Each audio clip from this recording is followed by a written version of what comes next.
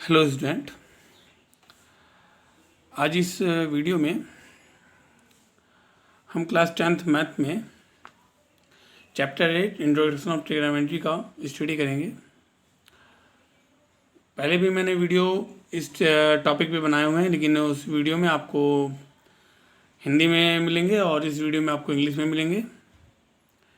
यहाँ आपको आज सबसे पहले हम ट्रिग्नोमेट्री से रिलेटेड कुछ फार्मूले और बेसिक्स बताएंगे। तो ट्रिग्नोमेट्री जो भी ट्रिग्नोमेट्री लागू होती है वो उनका बेस होता है एक राइट एंगल ट्रायंगल। एक राइट एंगल ट्रायंगल पर ही ट्रिग्नोमेट्री बेस्ड होता है।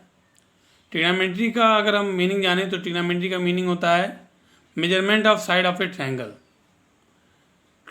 एक ट्रायंगल के साइड्स का मेजरमेंट करना ही ट्रिग्नोमेट्री है। आप देख रहे हैं कि एक राइट एंगल ट्रायंगल है। मान लीजिए यहाँ हम कोई एंगल थीटा देते हैं, तो इस थीटा के सामने का side, opposite side of theta is called perpendicular और हाइट।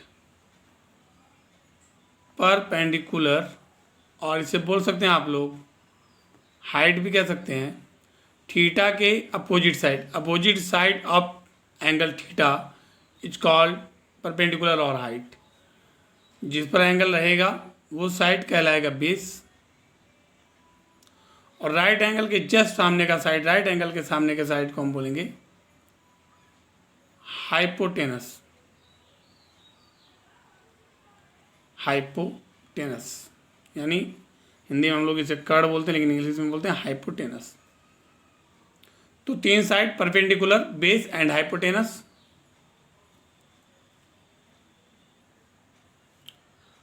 आप पाइथागोरस थ्योरम के बारे में जानते होंगे। पाइथागोरस थ्योरम का मेन रोल यहाँ पे होता है। तो पाइथागोरस थ्योरम को आपको लर्न करना है। और पाइथागोरस थ्योरम कहता है कि sum of perpendicular and base, square of perpendicular and base, sum of square of perpendicular and base is always equal to sum square of hypotenuse. यानी हाइपोटेनस का स्क्वायर इक्वल होता है perpendicular square and plus base square. याद रखिएगा, hypotenuse यहाँ मान लीजिए हमने तीन side the A B C. अगर ए सी हाइपोटेनस है तो ए सी स्क्वायर इक्वल होगा perpendicular B C square plus base A B square. इसे याद रखिएगा। तीन शॉर्ट फॉर्म के फार्मूले हम याद कर लेंगे। मान लीजिए हमें अगर हाइपोटेनस फाइंड करना हो तो बेस और परपेंडिकुलर के स्क्वायर को ऐड करके उसका स्क्वायर रूट कर देंगे। B for base, P for perpendicular. Learn रखिएगा, याद रखिएगा इसे। अगर बेस फाइंड करना हुआ तो हाइपोटेनस के स्क्वायर से आप परपेंडिकुलर के स्क्वायर को माइनस कर देंगे। और अगर आपको परपेंडिकुलर फाइंड करना हुआ तो हाइपोटेनस के स्क्वायर से बेस स्क्वायर को माइनस कर देंगे। ये तीन बहुत ही मेन फार्मूले, इनको आप शॉर्ट फॉर्म में लर्न करके रखिएगा। ये तीनों यूज किए जाएंगे क्वेश्चंस में। अब आते हैं ट्रिग्नोमेट्रिक रेशियोज पे। तो सब अब पढ़ेंगे हम लोग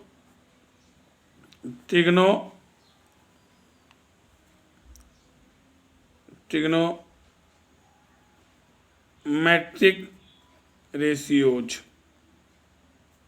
तो trigonometric ratios, what are trigonometric ratios? तो ratios of side of a right angle,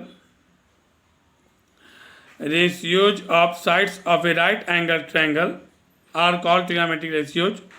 मान लीजिए हम रेशियो करते हैं हाइट अपॉन हाइपोटेनस, यानी परपेंडिकुलर अपॉन हाइपोटेनस। क्या करते हैं हम लोग?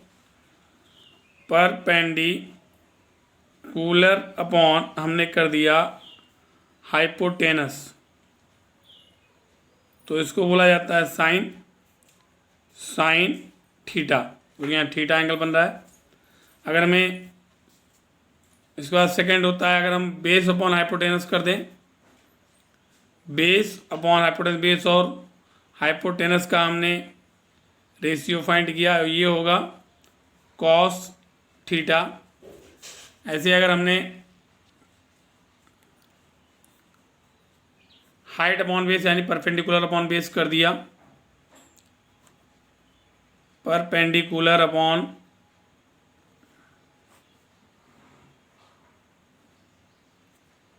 बेस कर दिया, परपेंडिकुलर है, तो इक्वल टू होता है tan थीटा।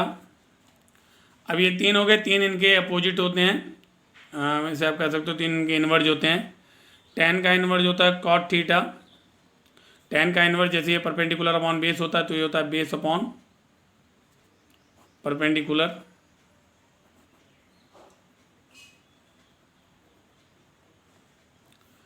कॉस का इन्वर्ज होता है sec theta, SEC, sec theta.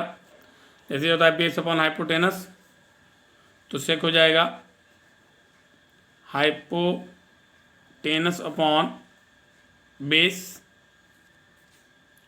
And जैसे साइन होता है परपेंडिकुलर अपॉन हाइपोटेनस, साइन का भी एक होता है कॉसेक थीटा, और ये होता है हाइपोटेनस अपॉन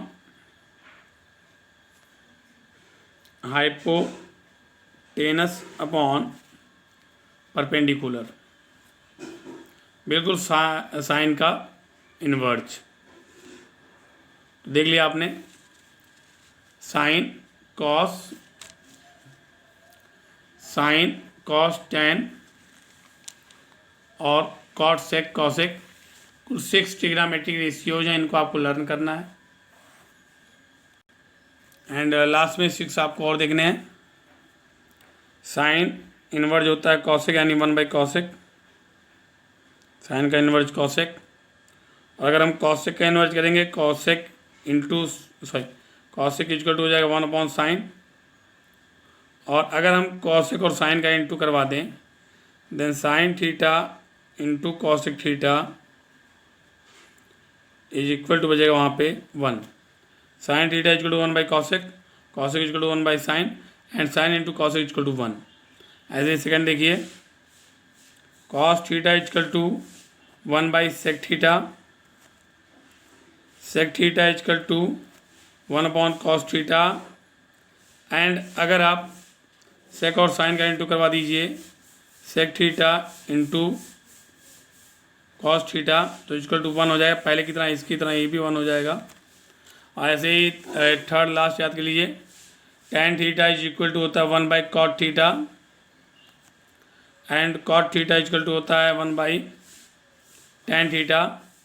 एंड अगर हम tan को कॉट से इंटू करवाएंगे, सॉरी कॉमा लगाइए, tan theta into cot theta करवाएंगे हम लोग, तो इज इक्वल टू आएगा 1।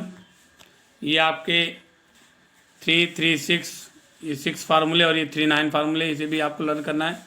और साथ में tan का एक और याद करना है, tan थीटा इक्वल टू होता है sine theta upon cos theta, इसको अलग से आपको लर्न करना है, ये ज़्यादा यूज होता है। और कॉट का भी एक याद लर्न करना है, बिल्कुल कॉट जैसे tan equal sine by cos, cot equal to होगा cos theta upon sine theta, इनको अलग से आपको लर्न कर लेना है, ये 2 फार्मूले। ठीक है, इन फार्मूले का PDF हम आपको कमेंट बॉक्स में दे देंगे, और इन फार्मूलों को याद कर लीजिए। अगली वीडियो में इन्हीं फार्मूलों से रिलेटेड क्वेश्चन एक्सरसाइज 8.1 हम शुरू करने वाले हैं। ठीक है।